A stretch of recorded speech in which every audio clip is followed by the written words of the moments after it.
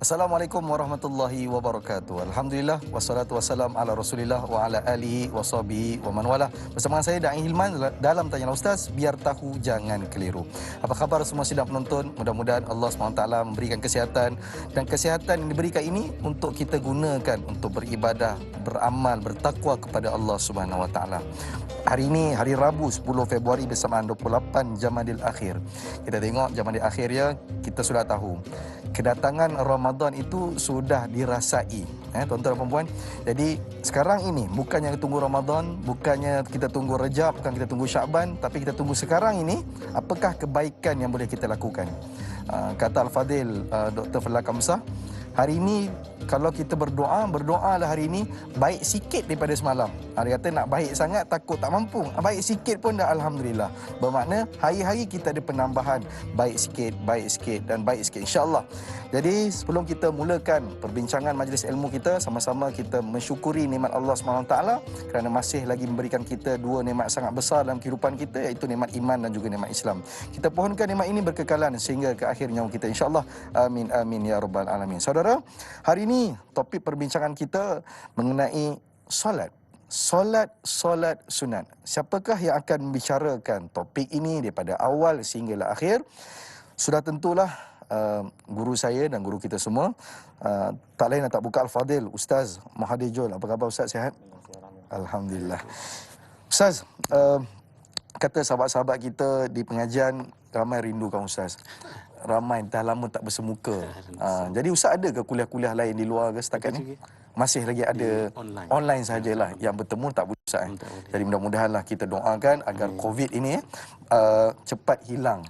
Dan semua orang yang kena COVID ataupun terkena jangkitan diberi kesembuhan oleh Allah SWT. Amin amin ya rabbal alamin. Seperti biasa, sebelum kita mula perbincangan kita, saya kira bila sebut pasal COVID, kita tengok dulu kes baharu yang mana SAT semalam ada 2,764 kes baru dan 3,887 kes sembuh. Alhamdulillah, kita nampak kat situ ada kes kesembuhan lebih tinggi daripada kes baru. Kita doakan sembuh itu lebih ramai dan kes baru ni kosong, tidak ada lagi insya-Allah.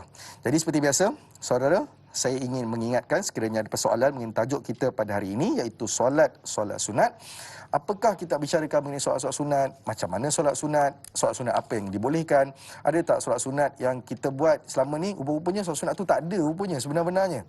Adakah solat sunat ini perkara-perkara yang mana kita perlu lakukan, perlu ambil tahu ataupun tidak? Sebentar lagi kita akan bicarakan. Jadi sekiranya ada persoalan, boleh terus hubungi kita di talian 1800881677 ataupun terus ke Facebook kami, Tanyalah Ustaz TV3, insya-Allah.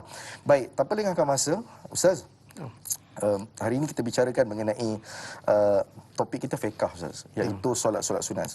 Sebenarnya hari ini kalau kita bercerita mengenai solat sunat, terlalu banyak solat sunat ni. Tapi hari ini kita menceritakan mengenai dari sudut fiqhnya, apakah yang perlu kita punya penonton tahu. Pembawakan topik kita pada hari ini. Silakan Ustaz. Baik. Bismillahirrahmanirrahim. Alhamdulillahirabbil alamin wassalatu wassalamu ala asyrafil anbiya'i wal mursalin wa ala alihi washabbihi ajma'in. Khairu ma uhadikum bihi tahiyatul Islam wa tahiyatul Islam assalam. Assalamualaikum warahmatullahi wabarakatuh. Waalaikumsalam Wa marhaban bi wasiyati Rasulillah sallallahu alaihi wa alihi wasallam. Syukran jazilan al-fadil Ustaz Hilman. Hadirin yang dirahmati Allah.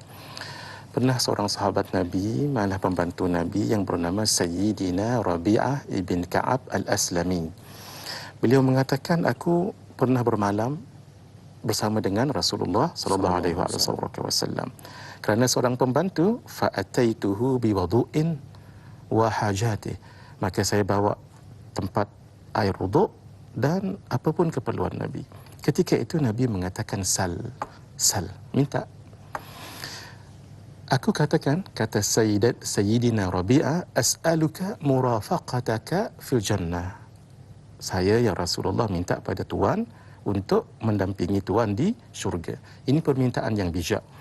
Sebab ini permintaan borong. Kenapa? Bersama dengan mendampingi Nabi bermakna akan masuk syurga. Satu. Syurga Nabi adalah syurga Firdaus. Bermakna beliau pun minta syurga Firdaus. Maka ini permintaan yang bijak. Nabi sebagai seorang yang tawaduk atau ghaira dhalik, mungkin yang lain barangkali la huwa dhak. Tetap itu yang saya mohon ya Rasulullah. Lalu Rasulullah sallallahu alaihi wasallam mengatakan, ini tawaduk Sahih Hilman, fa'inni ala tolonglah saya atas ala nafsika bi kathrati sujud. Tolonglah saya atas apa yang kamu minta tadi, nak bersama denganku di syurga tadi, bi kathrati sujud, dengan banyak sujud. Al-Imam An-Nawawi rahimahullah dalam kitabnya Syarah Muslim, beliau mengatakan kathratus sujud ay kathratis salah, banyaklah solat. Solat 5 waktu sehari semalam yang fardu cuma 5 waktu sahaja. Kerana itu kata ulama, kalau nak banyak sujud, banyak solat. Tapi tak boleh nak lebih daripada 5, sebab itu sudah tawqifi daripada Allah Azza wa Jalla, tak boleh lebih 6. Oleh kerana itu, ada satu lagi solat yang tidak fardu. Namanya solat-solat sunat. Iaitu hukum dia, ma yuthabu fa'iluhu wa la yu'aqibu tarikuhu. Yang dibuat dapat pahala, yang ditinggal tidak berdosa. Lalu apa itu solat sunat? Sunat itu dalam beberapa perkataan. Pertama sekali naflun, iaitu ziyadatun, pertambahan. Sebab itu nanti dipanggil naflun. Ada satu lagi nafilatun, sunat juga. Yang jamaknya nanti, jamak taksirnya menjadi nawafil. Sebab itu kita selalu sebut nawafil. Ada juga istilah yang disebut sebagai mustahab. Mustahab yang digalakkan. Kemudian tatawwu', rela hati. Kemudian mandub yang disunatkan.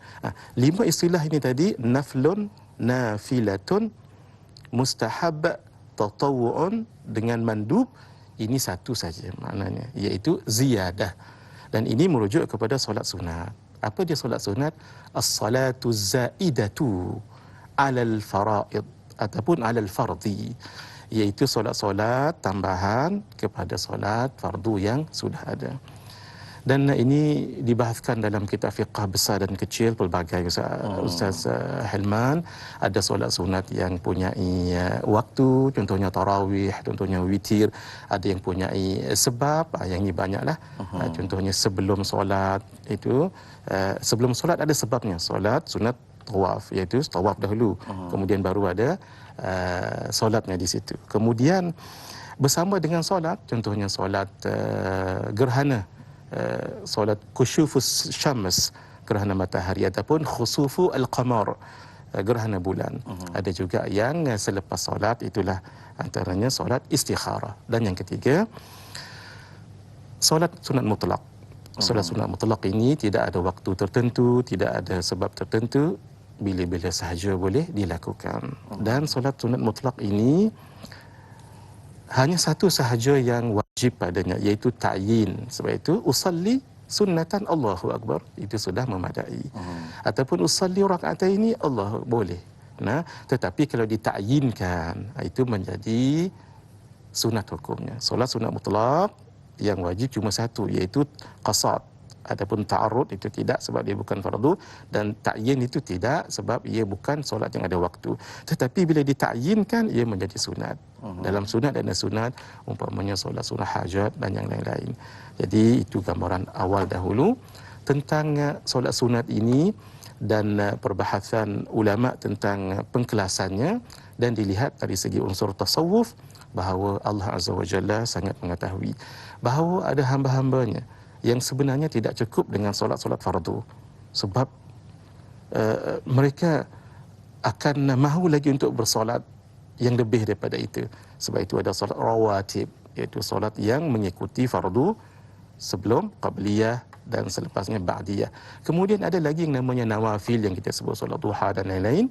Ada lagi satu solat yang namanya solat mutlak, solat sunat mutlak. Allah tahu ada hamba-hambanya yang tidak puas kalau tidak ada dengan ibadah sebegini, lalu disyariatkan ibadah-ibadah ataupun solat-solat sunat sebegini. Baik, saya kira itu mukadimah untuk kita semua faham. Bermakna solat sunat ini dia ada waktu-waktu tertentu, ada yang tidak ada waktu, ada yang kita buat ketika mana ada gerhana. Dan benda-benda ni semua kita akan bicarakan pada hari ini. Cuma Ustaz, sebagai orang kata apa, hari ini ramai yang tertanya, dia bangkit je tidur, dia kata nak buat solat sunat apa. Hari ini dia kadang malam tak solat sunat, kadang mungkin terlupa tahajud dan sebagainya. Dia lepas bangun tidur tu nak solat subuh ke nak solat qabliyah subuh dulu ke. Jadi ramai yang tak tahu. Sebenarnya kewajipan kita ataupun yang afdal untuk kita sebenarnya solat sunat apa Ustaz? Baik. Soalan yang sangat baik Ustaz Hilman. Melihat keadaan orang itu, kalau dia bangkit daripada tidur di pertengahan malam, maka dia kerjakan solat sunat tahajud. Cuma sedikit ada sunnah yang jarang, mahjurah yang kita tinggalkan. Kalau siapa yang bangkit tengah malam untuk solat tahajud, bangkit daripada tidur, dongaklah ke langit. Dongaklah ke langit, kemudian usap muka. Ini sunnah Nabi. Kemudian dibaca ayat-ayat yang terakhir sambil di surah Ali Imran. Bangkit daripada tidur. Bangkit daripada tidur. Duduk dulu, baca dulu alhamdulillahi ahyana ba'da fa'amatana wa ilaihin nusyur. Kemudian tengok ke langit. Memang kita nampak rumah, bumbung rumah kita lah, tak apalah nah. Kemudian usap muka. Siapa yang hafal surah Ali Imran, inna fi khalqis samawati wal ardi wa ikhtilafil laili wan nahari la ayatin li ulil albab alladhina yadhkuruna Allaha qiyaman wa qu'udan akhir. Itu lebih bagus, 10 ayat. Ada riwayat Imam Muslim mengatakan cuma 2 ayat, iaitu inna fi khalqis samawati wal habis, kemudian sampai subhanaka faqina azaban nar. Itu riwayat yang lain. Jadi digabungkan lebih bagus dibaca 10 ayat itu. Kemudian baru bangkit, baru berwuduk dan sebagainya. Itu kalau kita bangun tengah malam, kerjakan solat tahajud 2 rakaat sunat yang ringan dahulu, kemudian nak baca ayat panjang pun tak mengapa juga. Tadi dah masuk waktu subuh, kita pun bangkit. Yang dikerjakan adalah kalau waktunya masih panjang, lepas berwuduk, solat sunat wuduk dahulu. Sebab ini ganjaran besar, sebab Sayyidina Bilal bin Rabah tak pernah tinggal solat ini. Sehingga Nabi mengatakan, ya Bilal, akhbirni bi arja amalin amiltahu fil Islam. Wahai Bilal, abang mai apa yang kamu lakukan besar dalam Islam ini? Kenapa? Inni sami'tu duffa na'laika fil jannah. Aku mendengar suara tapak kakimu di dalam syurga. Lalu Sayyidina Bilal bin Rabah mengatakan, ma tawadda'tu, tidak aku bertawaduk, melainkan aku akan solat sunat selepas itu apa yang aku mampu. Jadi solat wuduk dahulu kalau ada waktu. Kalau waktu tidak mencukupi sebab kita nak solat berjamaah dah nak mula dah ni, terus sahaja solat jemaah. Sebelum itu, sebelum qabliyah dia. Solat qabliyah dia. Solat qabliyah subuh disebut qabliyah, tapi ketika melafazkannya tidak perlu disebut qabliyah sebab solat ini tidak ada ba'diyah. Sebab itu di dalam kitab At-Taqrirat As-Sadidah, solat yang rawatib yang paling afdal solat inilah. Solat sunat sebelum subuh ni Ustaz Sulaiman. Sebab sehingga Nabi mengatakan rakaat al-fajri khairun minad dunya wa ma fiha. 2 rakaat sebelum fajar solat tadi ni lebih baik daripada dunia dan segala isinya. Baik. Barulah kita solat subuh. Itu pun kalau dan solat tadi tu, kalau tak dan kena solat subuh terus. Kemudian solat tadi tu boleh diqada. Solat sunat tadi tu. Tadi boleh diqada dengan syarat dia selalu melakukannya. Kalau tidak selalu melakukannya tidak kadar selalu tu ramai orang tertanya Ustaz. Berapa kadar selalu? Selalu ni maksudnya kalau dikira memang 2 tahun tak pernah tinggal. Lebih kurang lagu tu dalam setahun lagu tu. Maksud kita memang selalu buat. Ini baru 3 hari dia kata saya dah biasa. Itu masalah. Jadi kerana itu hak ni yang selalu dibuat boleh diqadakan. Dan lebih baik qada selepas nanti waktu duha nanti bila masuk. Sebab kalau qada selepas subuh itu waktu tahrim. So, ada yang mengatakan haram dan tidak boleh, maka al-khuruju minal khilafi mandubun, maka keluar daripada khilaf itu adalah sunat, maka solat nanti qadanya bila masuk waktu duha atau waktu isyraq, solat isyraq. Baik, alhamdulillah. Tu mukadimahnya. Kadang-kadang kita tertanya-tanya. Saya pun banyak dapat soalan, Ustaz nak mula solat sunat mana satu? Mula sahaja apa yang kita boleh buat Ustaz. Mana kata subuh pada kadarnya lah insya-Allah. Kita berehat seketika Ustaz. Saudara jangan ke mana-mana, kembali selepas ini biar tahu jangan keliru.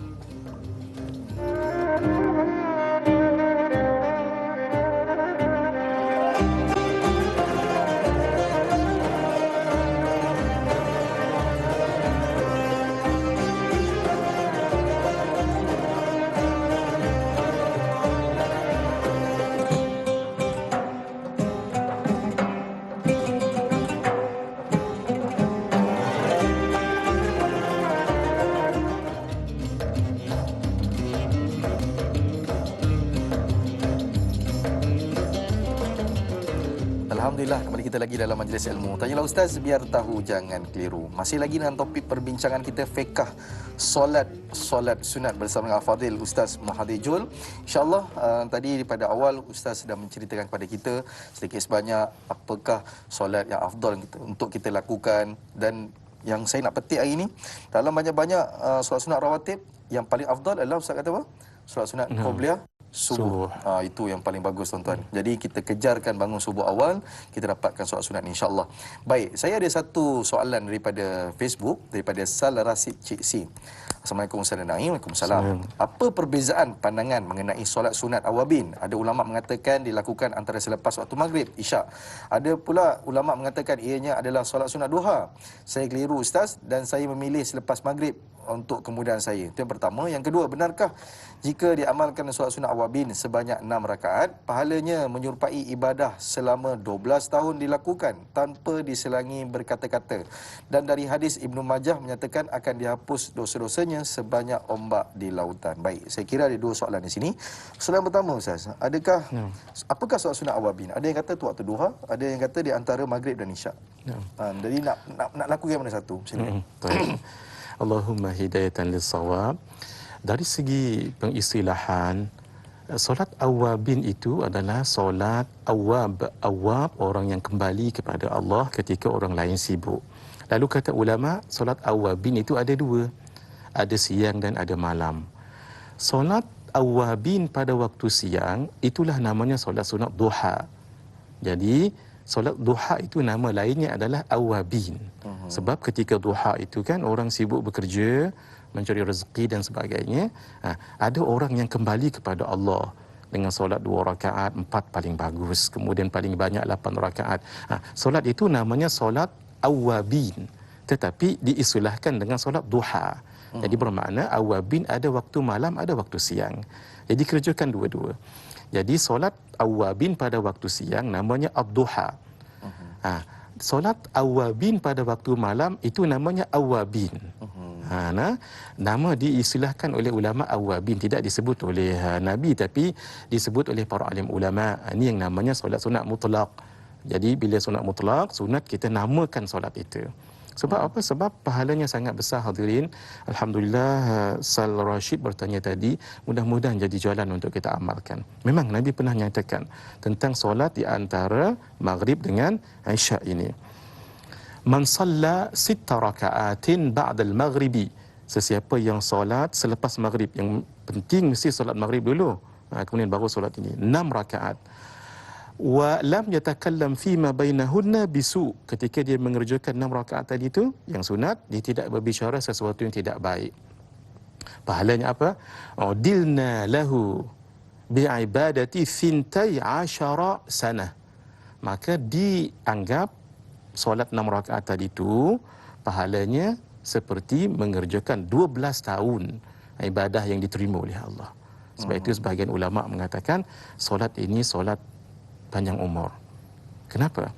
Sebab sekali solat dia seumpama 12 tahun pahala kita diterima oleh Allah. Bermaksud contoh, kalau umur saya 40 tahun, malam ini saya kerjakan solat ini. Kita yakin dengan pahala Allah daripada Allah dan sabda Rasulullah sallallahu alaihi wasallam. Hadis tadi diriwayatkan oleh Imam Ibnu Khuzaimah dalam sahih dia. Kemudian 12 tahun. Jadi kalau saya kerjakan solat malam ni, umur saya bertambah jadi 52 tahun. Sebab 40 tahun campur dengan 12 tahun. Walaupun umur still 40, saya kerjakan malam esok campur 12 tahun lagi. Jadi 64 lagu itulah setiap malam. Jangan ditinggalkan solat ini. Cuma solat ini dalam kitab fiqh menyebut beberapa cara. Cara yang paling detail. Cara yang paling detail dikerjakan 6 rakaat selepas ba'diyah maghrib. Ba'diyah maghrib dahulu, jadi tidak termasuk ba'diyah. Usalli sunnatal maghribi raka'ataini ba'diyatan lillahi ta'ala. Salam, baru kerjakan 6 rakaat ini.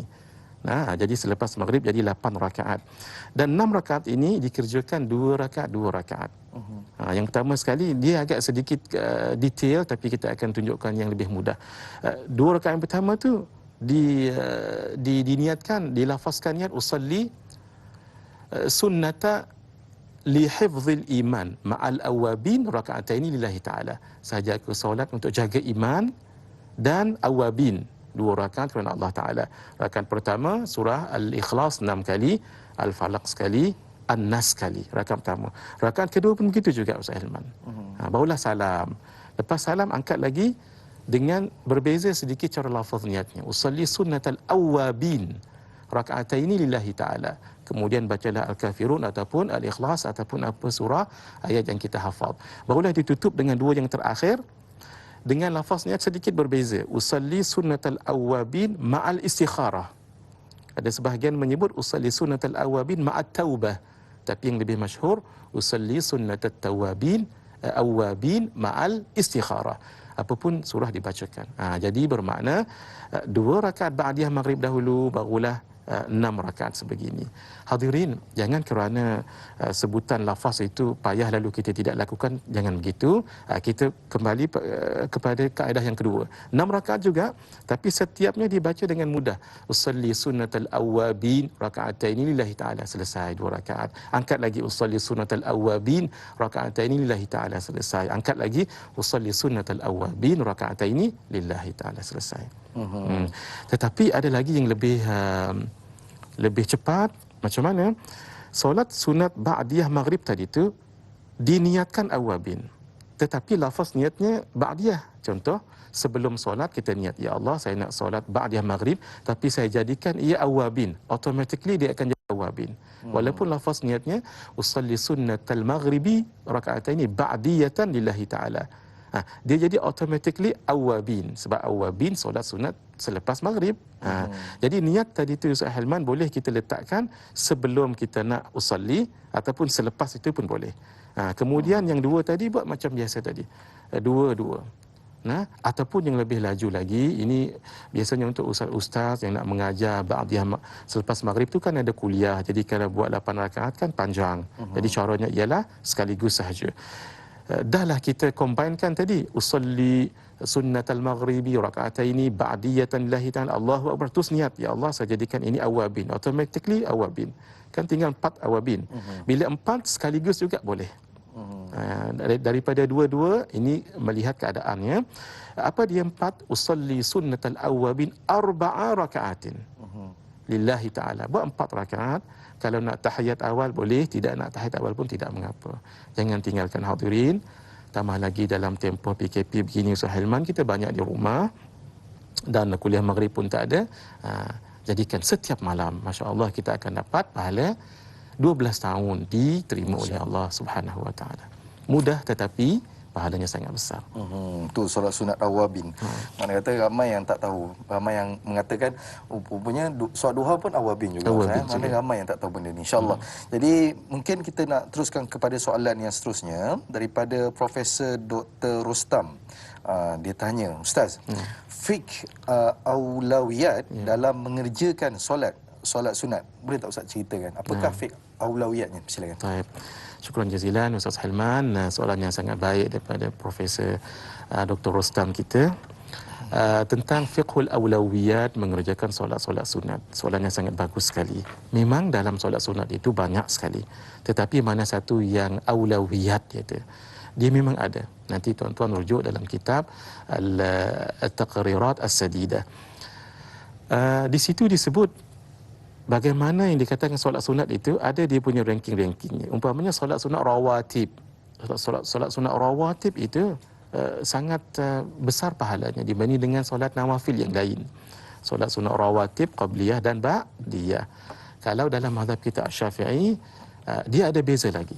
Sebab ada solat sunat rawatib yang muakkad, ada yang tidak muakkad. Kalau dalam mazhab kita Syafi'i, yang muakkadnya 10, iaitu 2 rakaat sebelum subuh, 2 rakaat sebelum zuhur, 2 rakaat selepas zuhur, 2 rakaat selepas maghrib, 2 rakaat selepas isyak.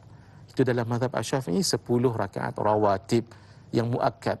2 rakaat sebelum zuhur, sebelum subuh, 2 rakaat sebelum zuhur, 2 rakaat selepas zuhur, 2 rakaat selepas maghrib dan 2 rakaat selepas isyak.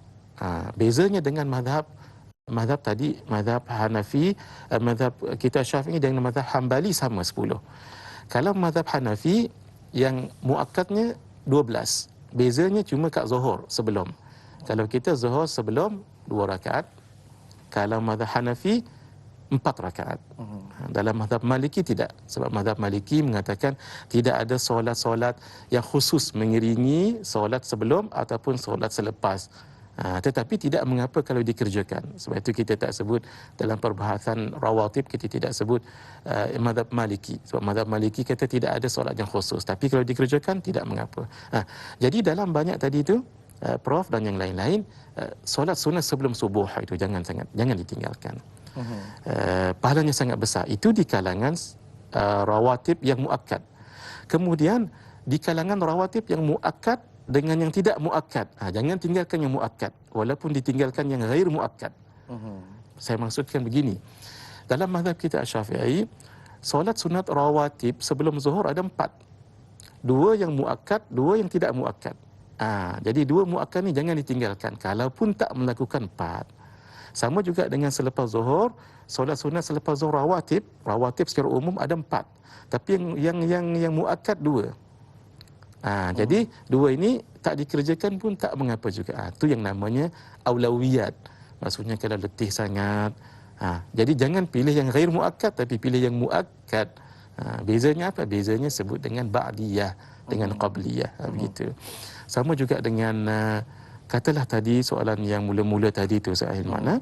Kita yang subuh tadi tu. Bangkit subuh tu nak sembahyang apa? Jadi tengok. Kalau dah waktu tak apa nak panjang, dia nak solat subuh tu dia satu solat je boleh. Jadi nak pilih wuduk, solat sunat wuduk ke solat sunat qabliyah subuh. Aulawiyatnya adalah solat sunat subuh. Jangan solat sunat wuduk. Gitu. Sama juga dengan waktu dah nak habis kita solat tahajud malam. Ada lagi solat apa? Antara solat tahajud dengan solat hajat. Mana satu yang kita kedepankan? Solat tahajud, sebab tahajud yang punya malam tu, yang punya solat itu. Solatnya solat sunat tahajudi, usalli sunat tahajudi raka'ataini lillahi ta'ala, tapi nanti bila sujud ataupun doa, ambil doa solat hajat. Combine sekali. Tapi dikedepankan yang punya waktu itu. Itu antara sedikit kupasan Prof, bagaimana nak kita aulawiyatkan tentang solat sunat yang banyak itu. Tapi paling banyak dikerjakan paling bagus ma'akthara fi'lan akthara fadla. Apa yang banyak dibuat dapat banyaklah pahala. Tapi kalau perlu memilih, pilih yang auliyat, yang aula tadi itu lebih aula, dan jangan sampai tak buat terus. Mala yudraku julluh la yutraku kulluh. Apa yang tak boleh buat semua jangan tinggal semua. Baik. Itu satu pesanan untuk saya semua, insya-Allah penonton-penonton. Satu pesanan dan juga nasihat, bermakna tak dapat buat semua, jangan tinggal semua. Jadi itu satu motivasi untuk kita semua, insya-Allah. Saya nak ambil satu pemanggil bertuah pada penonton kita. Assalamualaikum warahmatullahi wabarakatuh. Waalaikumsalam warahmatullahi wabarakatuh. Dari Hilman dan juga Ustaz Muhadir Jul. Saya Umar bin Abdul Majid dari Felda Cini Timur 3, Pekan Pahang. Assalamualaikum Ustaz dan Dai. Waalaikumsalam warahmatullahi wabarakatuh. Soalan saya begini Ustaz seperti Ustaz dah sebut tadi sunat apa, solat sunat yang paling diberatkan, yang paling baik, yang paling afdal dah ada tadi. Jadi satu lagi saya nak tanya mengenai solat sunat witir ni Ustaz. Ada kadang-kadang yang mengatakan Nabi tak pernah tinggal pun sembahyang sunat witir ni setiap malam. Ada yang kita fahamnya solat sunat witir ni masa selepas tarawih je bulan puasa. Ada yang faham gitu. Jadi saya nak tanya, apakah sebenarnya solat sunat witir ni boleh dibuat setiap malam ataupun bagaimana Ustaz? Dan yang satu lagi, ada yang kata solat sunat witir ni 1 rakaat pun boleh, ada yang kata 3 rakaat yang paling baik. Jadi itu soalan saya pada Ustaz pada pagi ini, yang paling baik ataupun yang paling afdal dikerjakan, adakah di bulan Ramadan saja ke ataupun solat sunat witir ni boleh dilakukan setiap malam? Itu saja soalan saya. Terima kasih banyak Ustaz dan Dai. Assalamualaikum. Waalaikumsalam warahmatullahi wabarakatuh. Terima kasih kepada Haji Umar atas persoalan yang diberikan. Soalan yang bagus. Solat witir yang mana kita selalu dengar Nabi tak pernah tinggal. Jadi bagaimana dengan kita Ustaz? Kenapa kita tak lakukan macam mana Nabi buat? Itu yang pertama. Yang kedua, sebenarnya berapa rakaat? Ada yang kata 1, ada yang kata 3, ada yang kata buat 1 dulu ataupun buat 2 dulu, 1 kemudian macam-macam. Jadi bagaimana? Silakan. Baik. Allahumma hidayatan lis-shawab. Soalan yang sangat baik daripada Tuan Haji Omar kita daripada Pahang tentang solat witir. Saudara, witir itu berasal dari perkataan witrun, iaitu ganjil. Sebab itu solat ini paling kurang 1 rakaat dan paling banyak 11 rakaat. Dan selalu yang kita lakukan 3 rakaat. Dan afdalnya ialah 3 rakaat itu dipecahkan. Dia ada 2, satu wasal, sambung, satu lagi fasal, cerai. Kalau diwasal 3 rakaat sekaliguslah, sebahagian ulama mengatakan makruh sebab ia menyerupai solat maghrib. Ini disebut oleh Al-Habib Hasan Al-Kaf dalam kitabnya At-Taqrirat As-Sadidah. Sebahagian mengatakan tidak mengapa. Satu, yang paling bagus adalah 3 rakaat itu diceraikan, difasalkan, iaitu 2 rakaat dahulu, kemudian barulah 1 rakaat. Jadi 2 campur 1, jadi 3. 3 itulah nama odd number, iaitu witir. Nah, itu. Dan ketika mengerjakan witir itu pun ulama katakan yang 2 yang pertama yang afdal dibaca surah Al-A'la. Bismillahirrahmanirrahim. Sabbihisma rabbikal a'la alladhi khalaqa fasawwa. Mohon diingatkan diri saya, Ustaz Hilman dan para imam, sebolehnya siapa yang mengimamkan solat dengan membaca surah Al-A'la jangan diwasalkan, hendaklah diwaqafkan. Sabbihisma rabbikal a'la, berhenti situ. Jangan sabbihisma rabbikal a'la alladhi khalaqa fasawwa. Sebab ada satu sunnah yang jarang kita buat, iaitu bertasbih. Kalau Nabi baca, berhenti. Sabbihisma rabbikal a'la, berhenti, dan kita tasbih suara kecil. Subhana rabbiyal a'la. Barulah alladhi khalaqa fasawwa. Ini kita nak menghampiri Ramadan, Ustaz Hilman, setiap malam kita lakukan witir itu. Baik. Jadi berhenti sabbihisma rabbikal a'la, barulah alladzi khalaqa fasawwa, supaya bagi peluang pada imam dan makmum bertasbih. Sabbihisma rabbikal a'la, subhana rabbiyal a'la. Alladzi khalaqa fasawwa, dengan suara tadi tasbih suara kecil, ya. Baik. Yang paling afdal surah Al-A'la, kemudian Al-Kafirun yang kedua, kemudian yang ketiga itu 1 rakaat dengan Qul huwallahu ahad dan Muawwidzatain, iaitu Qul a'udzu birabbil falaq dengan Qul a'udzu birabbin nas. Jadi witir dikerjakan setiap malam, tak semestinya menunggu Ramadan tadi itu. Dan untuk Nabi memang itu wajib. Hatta Nabi solat di atas unta ataupun di atas tunggangan. Nak menunjukkan, nak diistinbatkan hukum, kata ulama, solat sunat tidak mengapa kalau di atas kenderaan sekalipun. Dan tidak mengapa duduk, sebab di atas kenderaan kan. Kalau solat wajib, wajib berdiri. Itu di situ ada hukum di situ tu. Jadi jawapannya adalah solat witir itu dikerjakan setiap malam. Jangan setiap siang, setiap malam. Dan sebagusnya witir itu penutup kepada malam. Kata sebahagian ulama, biar kita bertafaul. Tafaul maksud bila kita mengerjakan solat witir, terus tafaul. Kita ambil keberkatan solat witir, mengatakan, ya Allah, sebagaimana saya tutupkan malam ini dengan solat witir ganjil, ya Allah, tutupkanlah juga hidupku dengan yang ganjil. Apa dia ganjil? Kalimat tauhid, la ilaha illallah. Itu namanya tafaul. Jadi bila solat witir nanti niat, ya Allah, seperti mana saya tutupkan malam ni dengan witir ganjil, ya Allah, tutupkan juga hidupku dengan yang ganjil, maksudnya yang tauhid. Itu sama juga kalau naik flying over ataupun naik jalan di atas, kita tafaul, ya Allah, selamatkan saya melintasi titian siratal mustaqim. Itu namanya tafaul. Jadi dikerjakan setiap malam semampunya. Kalau tak mampu lepas daripada tidur, sebelum tidur tak apa, Ustaz Hilman. Tak apa, sebelum tidur solat 3 rakaat ataupun 1 rakaat. Nanti bila bangkit pukul 3 nanti solat terus tahajud dan sebagainya. Tidak perlu lagi solat witir, sebab Nabi sebutkan la witrana fil laili, tidak ada 2 witir 1 malam. Pun begitu ada ulama mengatakan buka dulu solat itu dengan 1 witir. Nak genapkan tadi, sebab kita nak tutupkan malam dengan witir.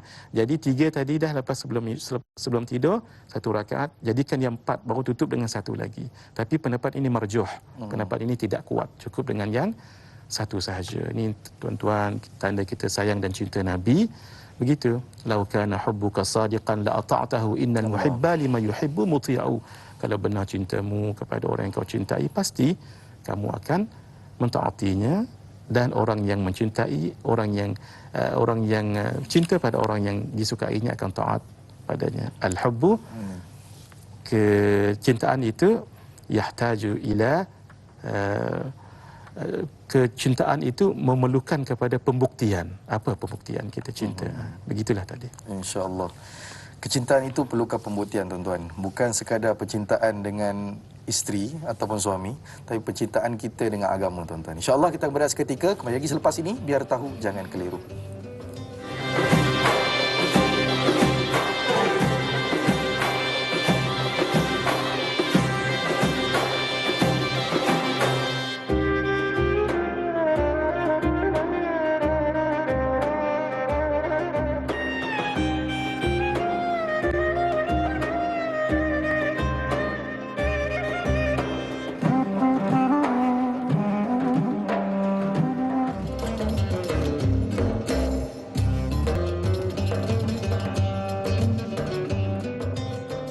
Alhamdulillah, kembali kita lagi dalam majlis ilmu. Tanyalah Ustaz, biar tahu jangan keliru. Masih lagi dengan topik perbincangan kita, solat sunat, dengan tajuk besar kita adalah fiqh, bersama dengan Al-Fadil Ustaz Muhadi Jol. Jadi saudara, sekiranya persoalan boleh terus hubungi kita talian 1800881677 ataupun terus ke Facebook kami Tanyalah Ustaz TV3 untuk bertanyakan soalan.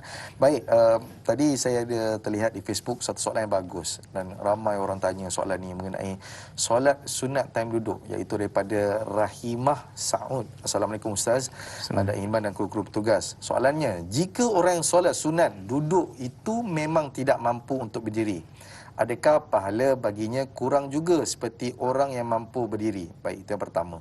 Yang kedua, adakah membaca doa iftitah disunatkan pada solat sunat seperti disunatkan pada solat-solat wajib?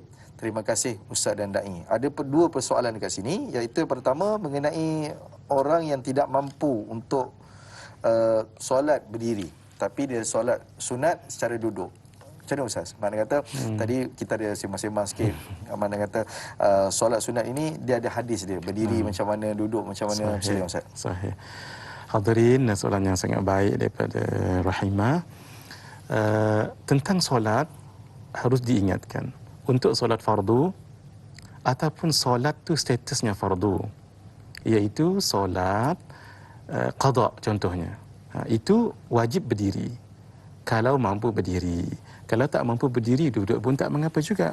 Berbeza dengan solat sunat.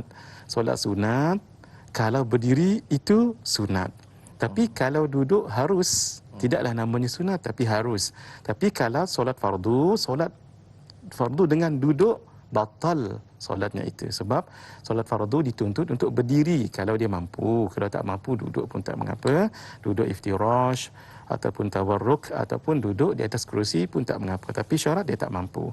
Tapi kalau solat sunat, walaupun dia mampu tapi dia solat duduk, hukumnya harus. Tapi tidak sunat, maksudnya harus boleh, itu maksudnya. Nah, cuma di pahalanya jadi kurang. Sebab Nabi SAW menyebutkan salatul qa'idi nisfu salati al-qa'imi. Salatul qa'idi nisfu ajri salatil qa'imi. Sembahyang orang yang duduk walau dia mampu berdiri, maka mendapat setengah pahala daripada orang yang solat berdiri. Maksudnya kalau dia mampu berdiri tapi dia solat sunat, duduk sah, tetapi pahalanya jadi setengah macam tu. Jadi soalannya tadi begitu. Kalau tak mampu berdiri, dia pun solat duduk, dapat pahala full juga. Maksudnya dia memang ilah dia tadi sebab dia ada sakit. Sebabnya tadi ilahnya adalah sakit. Al-hukmu yaduru ala illatihi. Hukum itu berlega-lega di atas ilah dia. Ilah dia tadi kan tak mampu berdiri, dapatlah pahala full berdiri. Yang kedua doa iftitah. Ya, kalau sempat iftitah juga, sebab iftitah itu tidak mengira apakah solat itu fardu itu pula apakah dalam adaan ataupun qadaan ataupun solat sunat ataupun solat sunat mutlak, solat sunat yang dinazarkan, tetap iftitah itu sunat hukumnya. Baik. Soalan yang seterusnya, kita ada pemanggil daripada penonton kita. Assalamualaikum warahmatullahi wabarakatuh. Waalaikumsalam warahmatullahi wabarakatuh, Da'i dan Ustaz. Ya. Saya Ismail. Soalan saya nak tanya Ustaz, ada dua soalan ringkas saya tanya. Yang pertama, seseorang yang sering solat jemaah di masjid ataupun surau, selesai saja solat terus pulang ke rumah dan melakukan solat sunat di rumah.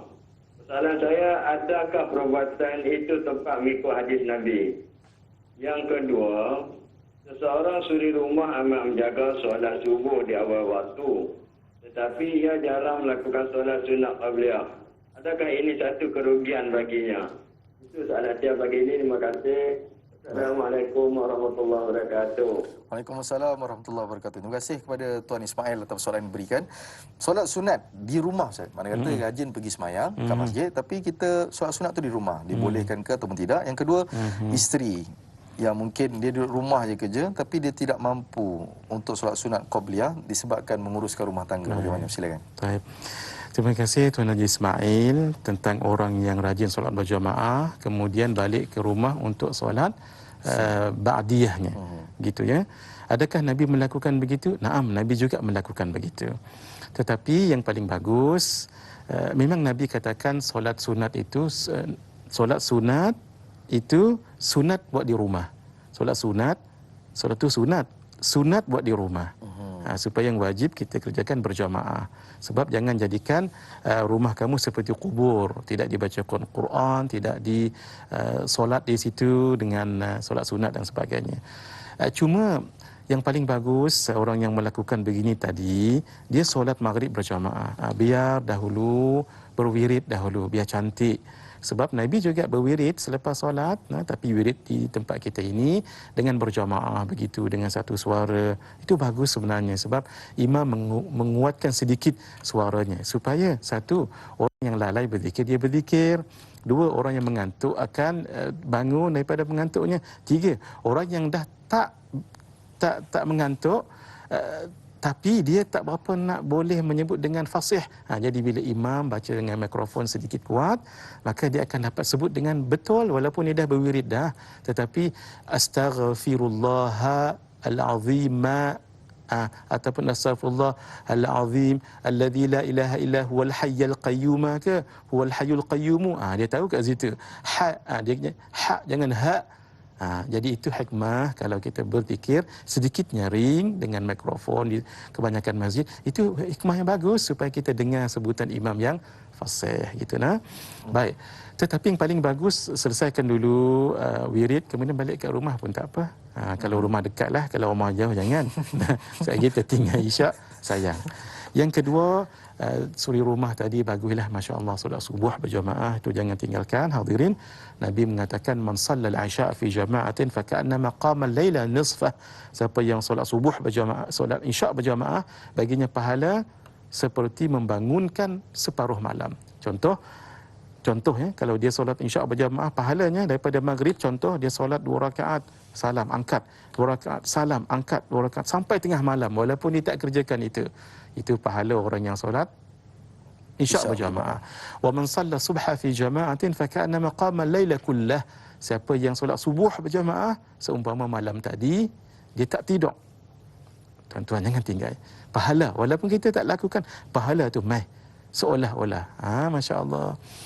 Sehingga di dalam kitab Bahrul Madhi bi syarhi Sunan At-Tirmizi, Syekh Muhammad Idris Al-Marbawi menukilkan pandangan daripada Imam Malik dalam kitab Muwatta, Imam Syafi'i juga mengatakan kalau ada dia solat subuh berjamaah kalau malam tadi Lailatul Qadar falahu hadzuha, orang tu pun dapat juga pahalanya. Jangan tinggal solat subuh berjamaah dan isyak berjamaah. Kemudian suri rumah tadi tu, sayanglah ni puan kalau tak solat qabliyah subuh 2 rakaat saja di rumah pula tu, kita nak berebut mana pun kita tetap di rumah, jadi jangan tinggalkan. Sebab rakaatul fajri khairun minad dunya wa ma fiha. Ini Nabi sebut ni. 2 rakaat fajar, iaitu fajar sadiq. Fajar ada 2. Satu fajar kadhib, yang kedua fajar sadiq. Fajar kadhib kita tengok kat luar, dia ada cahaya dia lurus, naik dia hilang. Tu 20 minit sebelum subuh betul itu. Dia kadhib, dia panggil bohong. Pasal kita jadi confused dia buat dia. Dia jadi bohong kita ya. Bila kita tengok subuh dah lagi. Nak kata tak subuh, fajar dah keluar, cahaya dah keluar. Nak kata subuh masih gelap lagi. Tu dia main bohong kita. Pasal itu dipanggil fajar kadhib. Lagi 20 minit atau 10 minit keluar fajar melintang. Itu namanya fajar sadiq, fajar betul. Betul masuk waktu subuh. Sebab tu Ini disebut solat fajar, iaitu solat sunat fajar 2 rakaat, jangan tinggalkan. Puan sayang, apa ada dalam dunia ni semua dikalahkan dengan hanya 2 rakaat ini. Kata Sayyidatina Aisyah radhiyallahu taala anha, aku melihat Nabi sangat bersungguh-sungguh untuk mengerjakan solat qabliyah subuh ini, solat fajar ini. Jangan tinggalkan. Baik, Alhamdulillah. Itu penerangan daripada Ustaz kepada kita semua, insya-Allah. Saudara, sebenarnya bila mana kita mengaji ni, secara tidak langsung kita dengar, kita tak faham, tapi orang lain bertanyakan soalan, kita dapat satu ilmu. Kita ada pemanggilan seterusnya daripada Abdullah Osman. Assalamualaikum warahmatullahi wabarakatuh. Waalaikumsalam, Ustaz. Ya, Assalamualaikum warahmatullahi wabarakatuh. Ada 2 perkara lah, Ustaz. Pertama sekali tentang solat tasbih, sunat tasbih. Dia ada syarat-syaratnya kan, 4 rakaat dan sebagainya. Dan panjang dia punya tu, bolehkah dibuat secara jemaah? Dan lagi satu tentang solat sunat raib ni. Solat raib ni, apa syarat-syaratnya? Kalau dia macam yang hilang tu berapa lama ke dan bagaimana? Itu saja. Baik, terima kasih. Saudara Abdullah Osman. Persoalan diberikan, dia tanya solat sunat tasbih, Ustaz. Apa syarat-syarat dia dan juga solat sunat ghaib. Bagaimana kita solat sunat ghaib ni? Ada syarat-syarat tertentu ke dan bagaimana? Silakan. Baik. Solat sunat tasbih itu jangan ditinggalkan. Hadis menyebutkan hendaklah kamu solat setiap hari dan malam yang diajar oleh Rasulullah sallallahu alaihi wasallam kepada ayah saudara beliau, iaitu Sayyidina Abbas bin Abdul Muttalib. Jangan ditinggalkan sehari semalam. Kalau tak pun fi kulli jumu'atin, pada setiap Jumaat. Bukan setiap hari Jumaat. Dalam hadis kalau sebut perkataan Jumaat, fi kulli jumu'atin ay fi kulli usbu'in, pada setiap minggu. Maksudnya 7 hari itu janganlah tak sembahyang walaupun sehari ataupun semalam. Nah, kalau tak pun setiap bulan, tak pun setiap tahun. Nabi kata kalau tak pun once in your lifetime. Sekali pun semua hidup lah, janganlah tak buat lagu tu nah. Baik. Cuma mengerjakan lagu mana solat tasbih ini itu afdal solat tak berjamaah. Nah, sembahyang ni afdal tak berjamaah. Tetapi kalau berjamaah elok jugalah, takut kita mengantuk kan. Ramai-ramai tu taklah kita mengantuk sangat. Kemudian dikerjakan siang dan malam atau siang atau malam. Jadi kalau kerjakan malam, kita buat 2 rakaat dulu, usalli sunat tasbih rakaataini lillahi ta'ala, 2 rakaat dulu, kemudian baru 2 rakaat. Kalau siang dia berbeza sikit nah, dia sekaligus 4 rakaat. Surah apa pun tak apa, penting tasbih. Pasal itu nama solatnya solat tasbih. Subhanallah walhamdulillah, sampai habis dengan tasbih saja. Subhanallah, subhanallah. Ada lagu tu. Dia itlaqul juz bermakna al-umum. Kita itlaqkan satu juzuk tapi maknanya umum. Macam kita sebutlah, mari kita pergi kenduri tahlil. Kalau tahlil tu la ilaha illallah saja, tapi awak ada yasin, tasbih, ada dia itlaqul juz bermakna al-umum. Macam orang Kelantan kata lapak nasi. Bukan makan nasi saja, lauk sekali lah semua. Itu nah. Sebab tu disebut solat tasbih.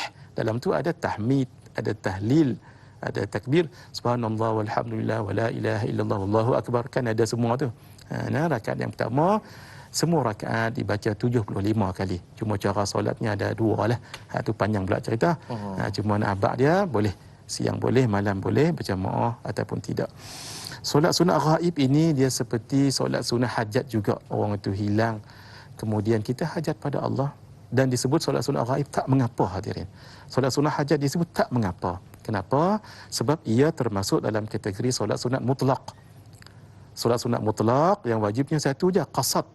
Tolong diingat itu. Tapi bila mentakyinkan hukumnya menjadi sunat. Pasal itu kita jumpa dalam kitab Ihya Ulumuddin. Al-Imam Al-Ghazali, seorang faqih dan seorang sufi juga.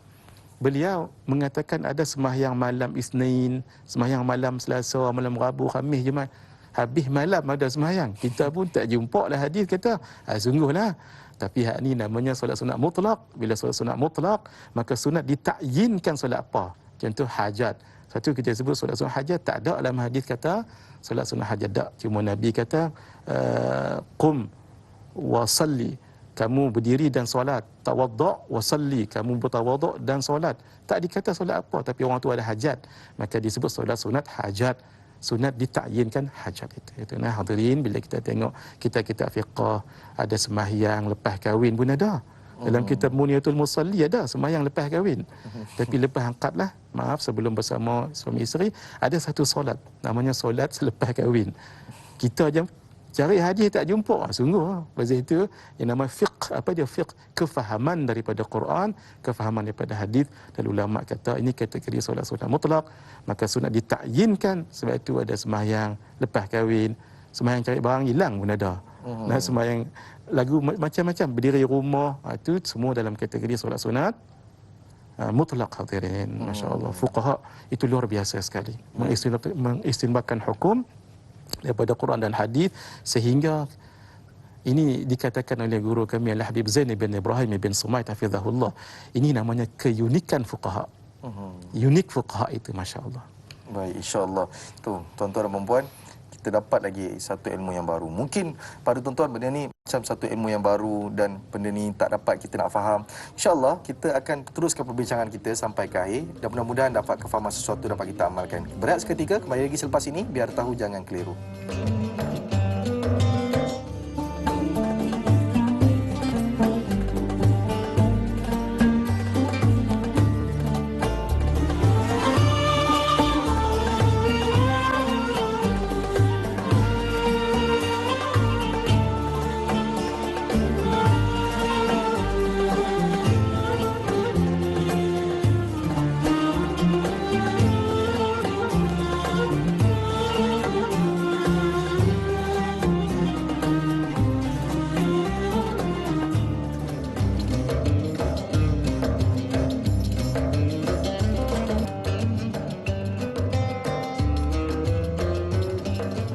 Alhamdulillah, kembali kita lagi dalam majlis ilmu. Tanyalah Ustaz, biar tahu jangan keliru. Masih lagi dengan topik perbincangan kita solat sunat bersama dengan Fadil Ustaz Muhadil Jul.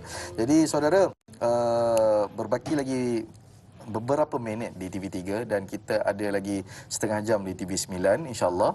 Kita akan habis pukul 8:30 pagi dan sekarang ni baru 7:30. Saya ucapkan tahniah kepada semua sahabat penonton yang masih bersama kita 1 jam ini, dan kita minta kepada sahabat semua tekan butang share di Facebook agar sahabat-sahabat kita di media sosial dapat sesuatu ilmu juga pagi ini.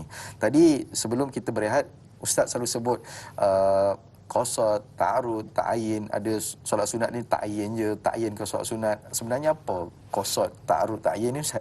Ta'ayin ke solat sunat, apa pun tak faham. Ramai penonton kita tak faham. Silakan Ustaz. Alhamdulillah. Terima kasih Ustaz Hilman, pertanyaannya sangat penting sebenarnya. Sebab dalam perbahasan mazhab tentang solat ada namanya rukun. Rukun itu wajib. Mesti ada, kalau tak ada sembahyang tu jadi batal. Kalau dalam mazhab kita Asy-Syafi'i, yang mu'tamad 13. Ada yang kata 14, 15 tu cerita panjang lah. Tapi yang mu'tamadnya 13 yang kita tahu lah. Tapi mengikut 4 mazhab, itu sepakat mengatakan 7 saja. Dan di antara 7 itu adalah niat. Nah, niat ini rukun. Tapi jaga, dalam niat ada rukun. Saya bagi contoh mudah, sujud itu rukun. Nah, sujud itu rukun. Tapi dalam rukun ada rukun. Apa dia? Hendaklah kita mazhab Asy-Syafi'i 7 anggota. Dahi jangan berlapik, tangan, kedua lutut dan perut, jari-jari kaki itu. 2 pun tak apa, walaupun tidak semua 5. 2 ataupun 3 pun tak apa. Maksudnya dalam rukun ada rukun. Sama juga dengan niat. Sebab itu hadirin, hak ni jangan diambil ringan. Kena kita tahu. Macam Fatihah jugalah. Fatihah itu rukun. Tapi rukunnya membaca dengan betul setiap huruf dan makhraj. Itu nama. Sama juga. Niat itu, kata ulama, mazhab 4 mazhab mengatakan kalau sembahyang fardu, diingatlah, sembahyang fardu dia ada 3 rukun dia. Qasad, ta'arrud, ta'yin. Qasad tu mengqasadkan, menghadirkan sahaja aku solat tu. Usalli tu ataupun usalli, aku sahaja aku sembahyang. Ulama dulu kata sengaja, sahaja ataupun sengaja tu, maksud kata ikhlas lah, jangan bukan orang suruh. Tu yang kata sahaja aku solat tu namanya qasad, niat. Guna bahasa apa pun tak apa, tak semestinya bahasa Melayu. I want ke apa nama Cina tak tahu saya. Nah, apa bahasa? Yang penting saya nak sembahyang tu. Yang kedua ta'arud, fardu. Sebab itu sembahyang sunat tidak ada ta'arud. Sebab fardu itu hanya ada sembahyang fardu. Dan ta'yin sembahyang apa? Sembahyang lohak. Contoh sembahyang asar. Tiga ni kena ada. Wajib. Kalau tak ada fardu ni, contoh orang sembahyang lohak, sahaja aku sembahyang lohak 4 rakaat kerana Allah Taala solat itu sah tapi statusnya sunat. Dia kena sembahyang semula balik. Pasal tadi dia tak sembahyang lohak ke? Pasal dia tak sebut fardu. Jaga-jaga hak ni tuan-tuan, jangan nak nampak dia ringan. Dia kena mengaji semula Baik. Kalau makmum kena tambah makmum lagi, itu cerita lain pula lah. Qasar ta'arud ta'yin kita cerita tadi tu. Sahaja aku sembahyang lohak, Allahu Akbar sah. Walaupun tak sebut 4 rakaat, walaupun tak sebut mustaqbilal qiblah, menghadap qiblat, walaupun tak sebut kerana Allah Taala sah. Hak ni penting 3 ni. Itu kalau sembahyang fardu. Kalau sembahyang yang ada waktu, contoh qabliyah, ba'diyah, wajib 2 saja, iaitu qasad dengan ta'yin. Sahaja aku sembahyang, kena sebut qabliyah ke ba'diyah dalam niat lah. Tak sebut, sembahyang tu kira tak sah. Kira sembahyang mutlak sajalah, sah tapi mutlak saja, bukan sembahyang qabliyah lagi. Pahala pun tak dapatlah untuk qabliyah ataupun ba'diyah. Itu kalau sembahyang qabliyah dan ba'diyah, istisqa baik, kusufu syamas ataupun khusyuful qamar baik. Hak satu lagi kita cerita mutlak tadi tu. Mutlak satu je. Apa dia? Qasad. Sahaja aku Allahu Akbar. Boleh? Lepas maghrib tak ada buat apa, awabin pun lepas. Usalli Allah sah, ataupun usalli sunnatan Allah, usalli raka'ataini Allah sah. Sebab dia tidak ditakyinkan. Tapi kalau mentakyinkannya, maka dia menjadi sunat balik. Jadi takyin apa? Sembahyang apa? Sembahyang hajat ke? Sembahyang taubat ke? Apa sahaja. Jadi kena ingat elok hadirin, qasad, ta'arud, ta'yin. Ulama bahas dalam kitab khas. Qasad, ta'arud, ta'yin. Ada qasad dia, kemudian macam mana muqaranah dia, adakah dia ada muqaranah kamaliyah ke ataupun muqaranah urufiyah. Kalau kamaliyah dia daripada alif Allah sampai sebelum ra bar tu dia cantik masuk. Allahu Akbar. Maksudnya bila a tu terus masuk tu. Sahaja aku sembahyang apa tak ada, malam ni bar habis. Ngam kau tim tu. Itu namanya muqaranah kamaliyah, meletakkan niat dengan sempurna. Tapi ada juga orang Ustaz Hilman, dia Allah tak masuk lagi. Allah dia dak lopong lagu tu.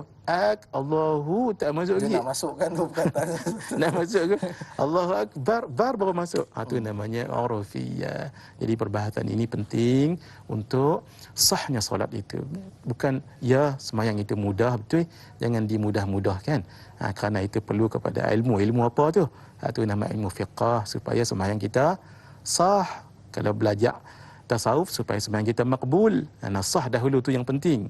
Faman bighairi ilmin ya'malu fa'amaluhu mardudatun la tuqbalu. Al-Imam Ibn Ruslan dalam kitabnya Az-Zubat menyebutkan, faman bighairi ilmin ya'malu, maka sesiapa yang beramal tidak dengan ilmu, fa'amaluhu mardudatun la tuqbalu, maka amalnya ditolak, tidak diterima Allah. Itu satu ilmu yang saya kira penonton-penonton semua mungkin ada yang hari ini baru dengar dan ada yang biasa dengar. Sebab apa? Dalam Tanya Ustaz kita menjentik hati kita untuk kita mendalami lagi ilmu. Jangan berhenti di sini, teruskan pengajian kita mengenai qasad, ta'arud, ta'yin ni penting tuan-tuan. Jadi saya nak baca satu soalan lagi daripada Facebook, daripada Magdalena. Assalamualaikum Ustaz dan Da'i. Waalaikumsalam warahmatullahi. Solat waktu isyraq. Jadi dia nak tahu pencerahan mengenai solat waktu isyraq yang pertama. Yang kedua, waktu yang afdal dan durasi waktu yang boleh dikerjakan. Ada yang mengatakan 12 hingga 15 minit selepas syuruk. Dalam soalan nombor 3, apakah fadilat solat isyraq? Mohon pencerahannya Ustaz. Terima kasih. Soalan yang bagus Ustaz. Hari ini ramai orang keliru. Dia nak isyraq ke dia nak duha? Dia tak tahu yang mana yang satu. Dan keadaannya bila, pukul berapa minit dan keadaannya bagaimana? Silakan. Masya Allah, terima kasih. Magdalena bertanya soalan yang sangat baik sekali. Dan soalan ini saya suka sangat sebab solat ini jarang dibuat oleh orang walaupun fadilatnya besar. Pertama sekali solat sunat isyraq. Isyraq sebutannya qaf, jangan isyraq itu jadi syirik. Kalau isyraq yang itu ia berasal dari perkataan syarq. Syaraq itu maksudnya terbit, muncul. Isyraqatis syams kata orang Arab, isyraqati syamas, matahari itu muncul. Tu waktu syuruk tu muncul lah tu. Kenapa dikatakan solat sunat isyraq? Sebab ia solat kerana muncul matahari. Kerana waktu syuruk lah, senang mudah kita kata. Kenapa disebut solat sunat isyraq? Sebab kerana dikerjakan pada waktu syuruk. Tetapi jangan dikerjakan ketika masuk syuruk tu. Tuan-tuan, tolong ambil ini sebagai satu yang penting. Kita ada namanya waktu tahrim. Nak tahu waktu tahrim tu apa? Selepas subuh. Hak tu mengikut masing-masing. Tapi yang penting lagu ni, kena tahu waktu terbit matahari, iaitu waktu syuruk. Nak tahu dia, kena tahu waktu subuh dulu. Saya ambil figure yang mudah-mudah lah supaya senang nak congak. Katalah subuh pukul 6. 1 jam 20 minit daripada pukul 6 ni, itulah namanya waktu syuruk. Kalau rajin pergi tengok, keluarlah matahari. Itu namanya waktu syuruk. 1 jam 20 minit selepas waktu subuh. Tapi ketika syuruk, jangan solat dahulu. Sebab ia berada di 2 tanduk syaitan. Dan ketika inilah orang-orang yang menyembah matahari akan menyembah matahari. Jadi jangan tasyabbuh, jangan mengikut mereka. Kerana itu kata ulama, hendaklah kita menunggu dulu matahari itu naik sampai 1 tombak, 1 lembing. Orang zaman dulu dia pakai lagi tu tombak dengan lembing. Orang lah kalau pakai tombak lembing, Ustaz Hilman pakai lari habis. Takut imam mengamuk apa. Jadi modernnya adalah 16 minit. Kalau ikut Al-Habib Zain bin Ibrahim bin Sumaid, 17 minit. Kita ambil 17 minit ihtiyatan. Tingkah 1 minit je. 1 minit je beza, 16 ke 17. Jadi 1 jam 20 minit matahari keluar, jangan sembahyang dulu, tunggu 17 minit. Jadi 1 jam 37 minit. Kalau kita dah ada jam kita syuruk ni, 16 minit selepas 16 minit selepas itu. Ataupun 17 lah elok, 17 campur. Di situlah maksudnya waktu solat sunat isyraq. Solat sunat isyraq kerana bersempena waktu syuruk tadi tu. Dan Nabi pesan solat ini man sallal ghadata fi jama'atin, siapa yang solat subuh berjamaah, syarat subuh berjamaah. Thumma qa'ada, dia duduk tempat dia solat. Yadhkurullah, dia ingat Allah. Hatta tatlu'a syams, sampai matahari naik. Tadi naik 17 minit tadi. Thumma salla rak'atain, kemudian dia sembahyang 2 rakaat. Ni kata ulama sembahyang sunat isyraq. Kanat lahu ka ajri hajjatin wa umratin, maka dia mendapat pahala 1 haji, 1 umrah. Allahu akbar. Hadirin, haji dan umrah, sampai Nabi tekankan tamatin tamah, sempurna. Hari-hari dapat pahala haji 1, pahala umrah 1, secara sempurna. Di sinilah letaknya ihsas. Apa dia? Nabi sangat inginkan semua orang dapat pahala. Itu nama ihsas Nabi. Sensitifnya Nabi. Kalau di Makkah, orang dapat pahala umrah setiap hari, pasal di situ ada Kaabah. Orang di Madinah dapat tak pahala umrah? Dah tak ada Kaabah. Nabi kata dapat. Apa dia? Sesiapa man tawadda'a, siapa yang berwuduk di rumahnya, thumma ata quba'an, lalu dia datang ke Quba, thumma salla rak'atain, dia solat 2 rakaat situ, maka dia dapat 1 pahala umrah. Ustaz Hilman, Ustaz Azim, yang lain-lain sebagai mutawif selalu mengingatkan para jamaah ini. Berwuduk dekat hotel, kita nak pergi ke mana ni? Ke Masjid Quba. Di situ dapat 2 rakaat, dapat pahala 1 umrah. Itu untuk orang di Madinah. Kita dekat KL ni, Tuan Haji Omar dekat Pahang, dapat tak pahala ni? Dapat. Lagu mana? Jangan tinggal sembahyang sunat isyraq. Cuma kata ulama begini, sesiapa yang sembahyang sunat duha, lepas itu dia tak isyraq pun, itulah dia sembahyang isyraq juga, boleh. Tapi kita ikut pendapat Imam Al-Ghazali lebih bagus. Apa dia? Sembahyang sunat isyraq dahulu, dia 15 minit sahaja waktunya, kemudian baru solat sunat duha. Solat duha kan panjang sampai sebelum lahar.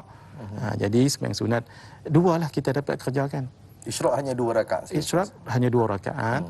Kemudian sembahyang duha sampai 8 rakaat. Tapi siapa yang solat duha, itulah juga solat sunat isyraq. Satu pendapat. Pendapat ni jumhur.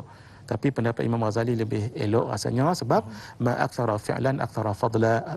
Apa yang dapat banyak buat, dapat banyak pahala. Jadi isyraq dahulu, barulah solat sunat duha. Baik. Saya kira itu pesanan yang bagus. Memandangkan kita sekarang tidak boleh mengerjakan umrah, tak boleh mengerjakan haji dan sebagainya, kita ambil benda ni sebagai satu asbab.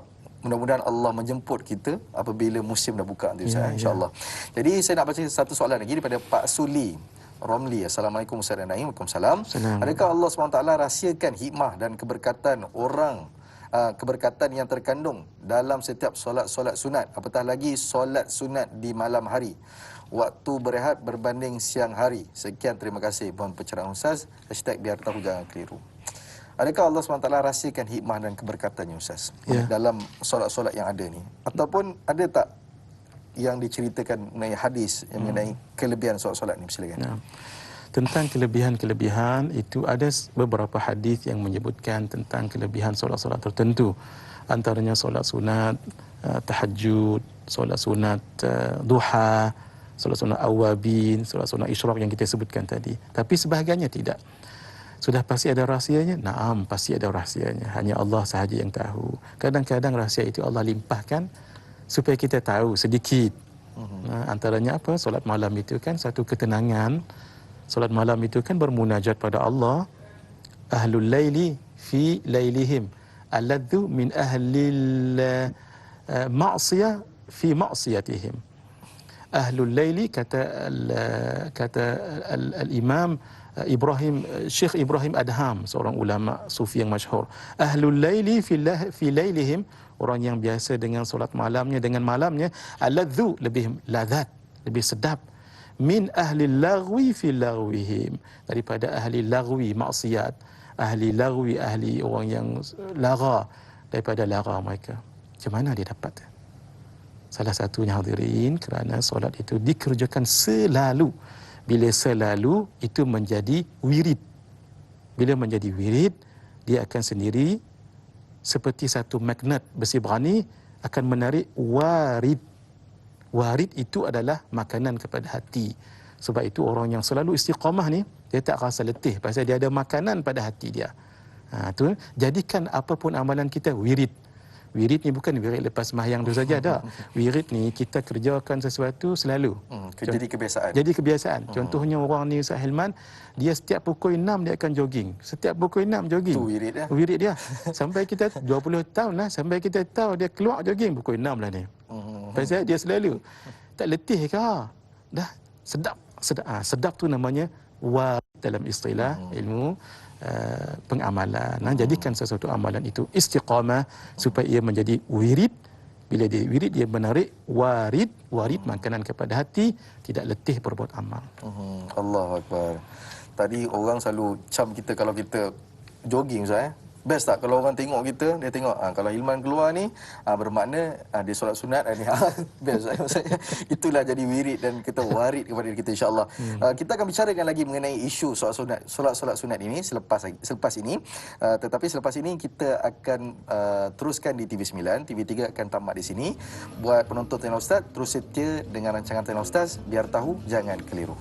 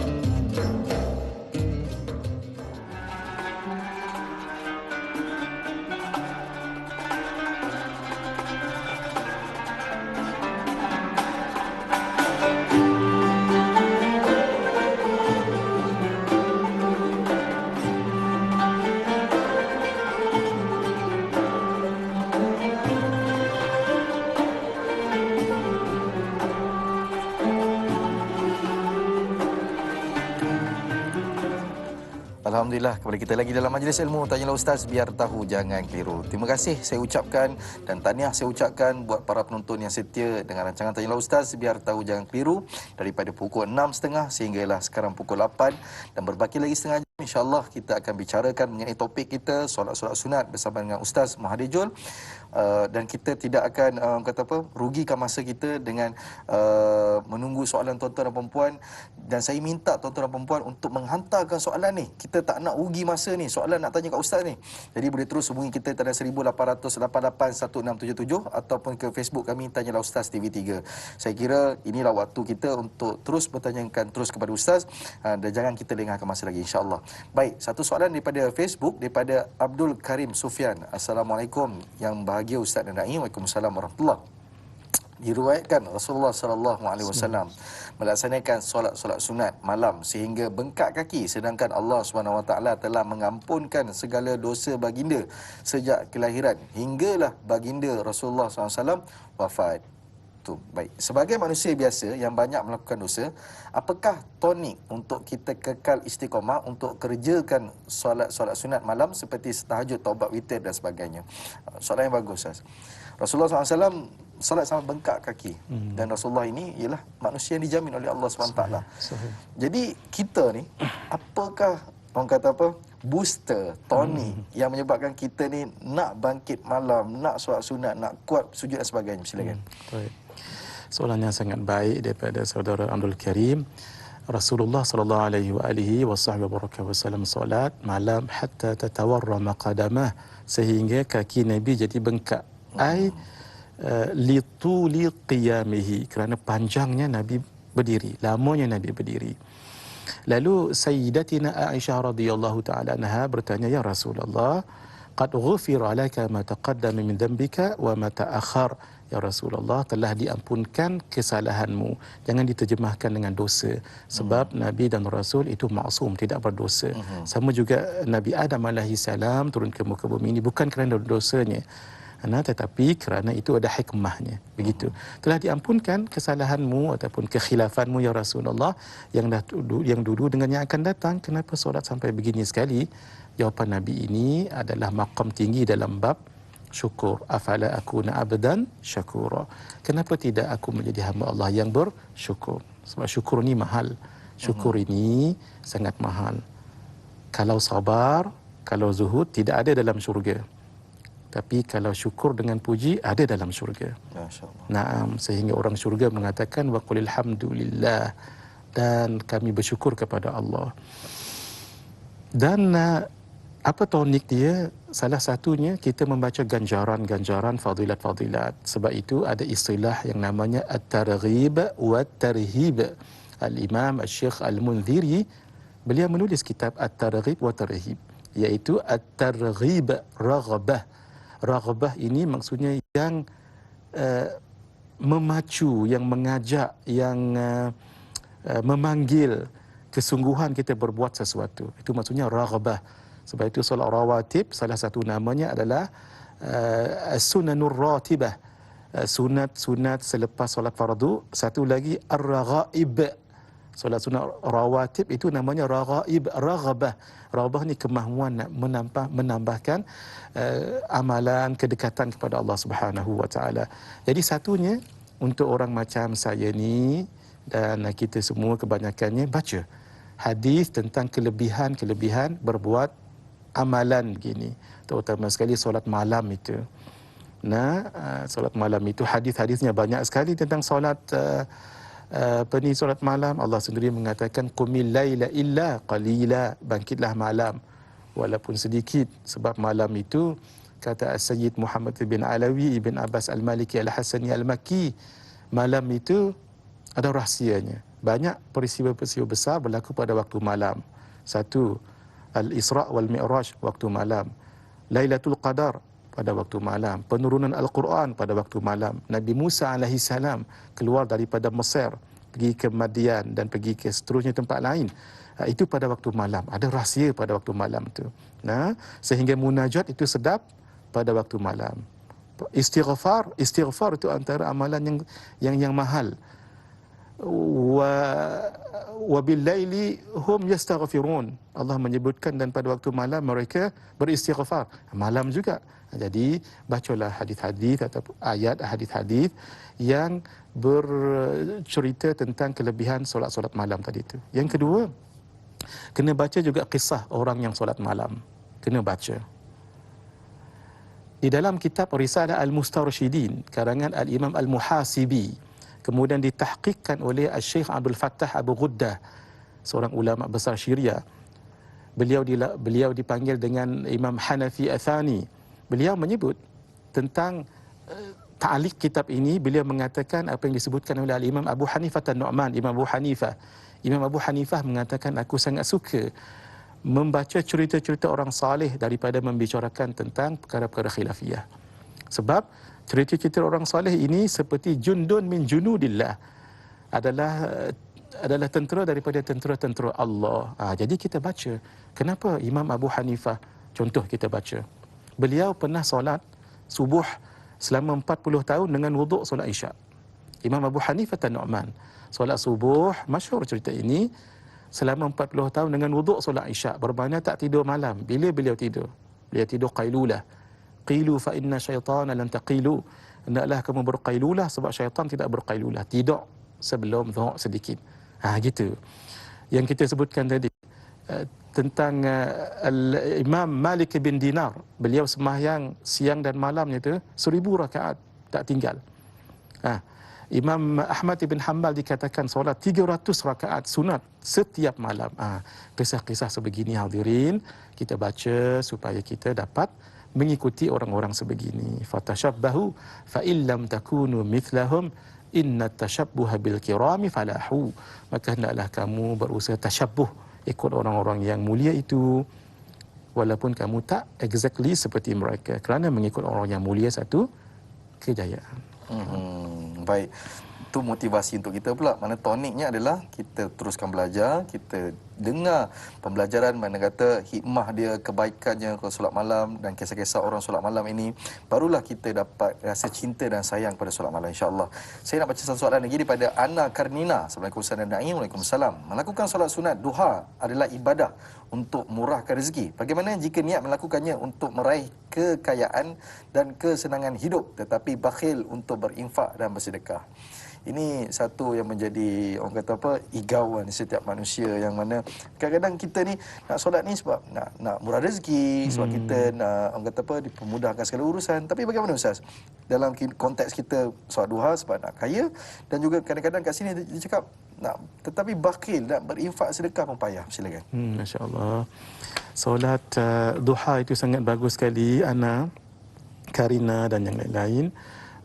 Tetapi betulkan niat dahulu. Sebab solat ini jaga kita ada dua. Satu namanya sah, satu namanya makbul. Sah itu bila didirikan dengan semua syaratnya, dengan sunatnya, dan tidak melakukan yang membatalkan solat, sah lah tu. Tapi kita bimbang apakah yang makbul di sisi Allah. Saya bagi contoh mudah. Anak kita nak masuk ke universiti, nak ambil kursus medics. Sebelum pukul 12 hari ini, itu masa yang last kita hantar borang. Kita pun datang 11.30 bagi borang, dibuka oleh seorang pegawai di situ, dicek kad pengenalan ada, sijil ada, semua. Cukup semua sekali. Itu namanya sah. Sah maksudnya bolehlah. Yang ini tidaklah ditolak begitu, tidak. Itu namanya sah. Tapi nanti seminggu selepas ataupun 2 minggu selepas akan ada nanti meeting senat, iaitu di kalangan medics. Dia kan tadi dalam borang minta medics. Syarat medics itu adalah katalah 9A, straight A. Tapi anak tadi dapat 8A 1B. Akhirnya walaupun borang itu sah, tetapi dia tidak makbul, dia tidak diterima sebab syarat untuk mendapat kursus medics mesti 10 straight A's. Beliau 9 straight A's. Tadi beliau mendapat 8 saja. 1B, akhirnya ditolak. Itu yang namanya kita nak supaya solat itu bukan saja sah tapi makbul di sisi Allah Subhanahu Wa Taala. Niat tadi tu tak mengapalah untuk mula-mula minta niat rezeki lebih, tapi bila Allah dah bagi rezeki lebih, janganlah pula kita bakhil. Sebab apa? Sebab jaga. Nikmat itu ada pengikat dia, ada tali yang mengikatnya tu. Sesuatu kalau diikat, dia tak lari insya-Allah. Macam binatang diikat tak lari insya-Allah. Pengikat nikmat itu syukur. La in syakartum la azidannakum wa la in kafartum inna azabi lasyadid. Kata ulama, pengikat kepada nikmat itu syukur. Sekiranya kamu syukur, la azidannakum. Allah menggunakan nun di situ, nun taukid itu. La azidanna, cukup Allah mengatakan la azidakum, boleh, tapi la azidannakum, pasti aku tambahkan. Itu masya-Allah janji Allah. Tapi jaga, wala in kafartum, kalau kamu kufur nikmat, bukan kufur iman ya, kufur nikmat, inna azabi lasyadid. Karena itu hadirin, dapat rezeki sedekah, dapat rezeki sedekah. Tidak ada orang yang bersedekah itu jatuh miskin, tidak ada. Malah semakin dia bersedekah, semakin banyak pahalanya, terutama sedekah awal pagi macam ni sebelum terbit matahari. Sedekah hadirin. Dah pukul 8 dah terbit. Dah terbit dah. Esok pagi pula. Kita sebab masuk tadi gelap. So ingat gelap. Dalam studio pun sedap. Baik Ustaz, sahabat penonton semua, kita akan berehat seketika. Baik, lagi selepas ini biar tahu jangan keliru.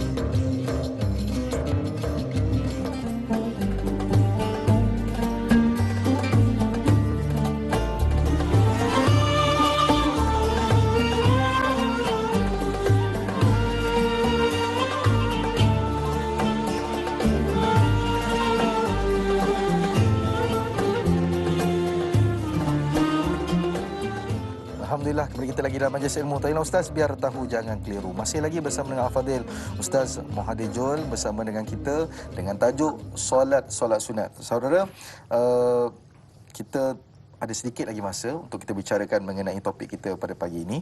Cuma saya tertanya-tanya dengan Ustaz tadi, bila Ustaz sebut ada solat sunat rawatib, Ustaz ada sebut beberapa solat sunat, dan bila kita lihat hari kita permulaannya adalah dimulakan dengan rawatib, iaitu solat sunat subuh.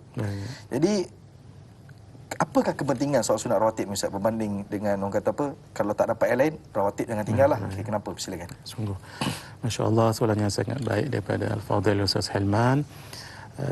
Sayyidatina Ummu Habibah, isteri baginda Rasulullah sallallahu alaihi wasallam menyebutkan, Rasulullah sallallahu alaihi wasallam mengatakan, bersabda, man salla fi lailin wa lailatin, siapa yang solat pada waktu siang dan pada waktu malam, fintai asyrata raka'atan, 12 rakaat, bunya lahu baitun fil jannah, dibuat baginya rumah dalam syurga.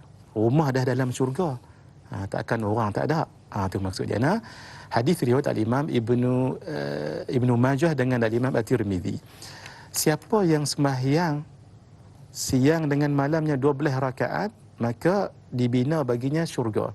Ulama katakan hadis ini merujuk kepada solat rawatib, iaitu solat rawatib yang muakkad, bukan yang tidak muakkad. Yang solat rawatib ni sebelum solat dengan selepas solat. Ada yang muakkad, ada yang tidak muakkad. Kalau yang tidak solat muakkad dengan tidak muakkad campur semua sekali, ada 26. Ada 26. Nah, 2 rakaat sebelum subuh, 4 rakaat sebelum zuhur, 4 rakaat selepas zuhur, 4 rakaat sebelum asar, walaupun dia bukan muakkad tapi dia rawatib juga. 2 rakaat sebelum maghrib, 2 rakaat selepas maghrib, 4 rakaat sebelum isyak, 4 rakaat selepas isyak. Semua sekali berapa? 26 semua sekali. Tapi hak muakkad dalam mazhab Asy-Syafi'i 10. Dalam mazhab dalam mazhab Hanafi 12. 12 tadi tu hadis menyebut siapa yang solat 12 rakaat ni baginya satu syurga, rumah di syurga. Satu hari satu malam kalau siapa kerjakan 12 rakaat ni, Allah dapat satu syurga. Esok pula dapat satu rumah di syurga. Esok 2 rumah, 3 rumah, tulat 4 rumah. Tuan-tuan, ada yang dalam dunia ni dia dari segi properties, rumah banyak untuk bagi invest dan sebagainya. Kenapa tidak di akhirat? Akhirat tu rumah tu dalam syurga. Jangan tinggal 12 rakaat ni. Apa dia? 2 rakaat sebelum subuh, 4 rakaat sebelum zuhur kalau ikut mazhab Hanafi. 2 rakaat selepas zuhur, 2 rakaat selepas maghrib, 2 rakaat selepas Isyak sahaja. Itu pendapat mazhab Hanafi. Mazhab kita dengan mazhab Hambali 10. Sebelum zuhur tadi 2. Kalau mazhab Hanafi sebelum zuhur itu 4. Tuan-tuan, 12 ni jangan tinggal. 12 ni jangan tinggal. Terutama sekali solat sunat sebelum subuh yang kita sebutkan tadi lebih baik daripada dunia dan segala isinya. 4 rakaat sebelum zuhur, Nabi sebut arba'un qabla adh-dhuhri ka'idlihinna ba'da al-isya. 4 rakaat sunat sebelum zuhur pahalanya sama dengan 4 rakaat selepas isya. Wa arba'un ba'da al-isya ka'idlihinna fi lailatul qadar. 4 rakaat lepas isya tadi tu pahala dia seumpama mengerjakannya pada malam Lailatul Qadar. Al-Imam Abdullah bin Alawi Al-Haddad dalam kitab beliau An-Nasaih Ad-Diniyah wal Wasaya Al-Imaniyah menyebutkan, ulama mengatakan siapa yang solat 1 rakaat bertepatan dengan Lailatul Qadar sama dengan 30,000 rakaat. Hadis kita dapat setiap malam. Tapi jangan tinggal. Sembahyang lepas isyak 4 rakaat dan sebelum zuhur 4 rakaat. Pahalanya sama, iaitu 4 rakaat kita kerjakan seumpama kita dapat pahala 4 darab dengan 30, 124,000 dapat zuhur, 124,000 dapat isyak. Itu untuk 2 solat lah. Belum cerita bab lain lagi. Hadirin, jangan tinggal paling kurang 12 rakaat setiap hari. Dapat 1 rumah di syurga. Esok hari pula dapat 1 rumah lagi. Kalau seminggu 7 buah rumah. Kalau sebulan 30 buah rumah dalam syurga. Allah, jangan tinggalkan. Baik. Tu nasihat untuk kita. Solat sunat rawatib 12 rakaat sehari yang mungkin kita istiqamah kat situ dulu Ustaz. Mana kata kalau kita tak dapat 12, kita buat 6. Mungkin tak dapat buat 6, at least subuh tu kita buat dulu insya-Allah. Baik, satu soalan lagi daripada Facebook daripada Hana Wanci. Assalamualaikum Ustaz Naim. Waalaikumsalam warahmatullahi. Solat sunat mendapat pahala jika dikerjakan dan tidak mendapat dosa jika ditinggalkan. Bagaimana untuk istiqamah melakukannya dan mendapat kelazatan melakukan solat-solat sunat seperti dilakukan oleh Nabi Muhammad sallallahu alaihi wasallam serta pengikut sunnah Rasulullah sallallahu alaihi wasallam supaya beroleh pahala mengamalkannya. Disebabkan sunat ini buat dapat pahala, tinggal tak dapat apa-apa, dia nak motivasi itu tak ada Ustaz. Jadi macam mana nak dapatkan kelazatan yang benda ni tak wajib macam ni? Silakan. Baik, masya-Allah, tabarakallah. Hadirin, memberi salam itu sunat. Menjawab salam itu wajib. Tapi kata ulama lebih afdal bagi salam. Walaupun menjawab salam itu adalah wajib. Kenapa? Kerana tidak mungkin orang itu menjawab salam kalau tidak ada orang yang bagi salam. Bermakna walaupun bagi salam itu sunat, menjawabnya itu wajib, dah mesti dibuat.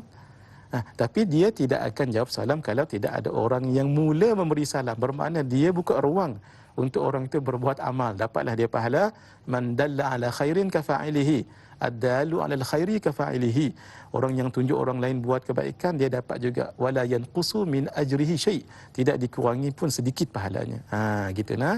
Jadi kerana itu hadirin, walaupun ia sunat, jangan kita anggap ma yuthabu fa'iluhu wala yu'aqibu tarikuhu. Tak apa, buat apa pahala tinggal tak berdosa. Itu untuk orang awam. Untuk orang khawas, buat dapat pahala tinggal rugi. Kita. Buat dapat pahala tinggal rugi. Tambah lagi benda ni besar pahala. Hak kecil pun Nabi pesan, la tahqiranna minal ma'rufi syai'a. Jangan duk anggap benda hak baik ni walaupun kecil, jangan anggap ringan. Tak. Kecil sisi kita, besar sisi Allah. Hadirin, soalan yang baik daripada Hana. Macam mana nak istiqamah? Macam mana nak lazat? Tadi kita baca hadis tentang Rasulullah sallallahu alaihi wasallam, pahala-pahalanya. Yang kedua, tentang Rasulullah sendiri buat tak tinggal. Nabi tak pernah tinggal solat rawatib. Malah kalau tertinggal Nabi qada.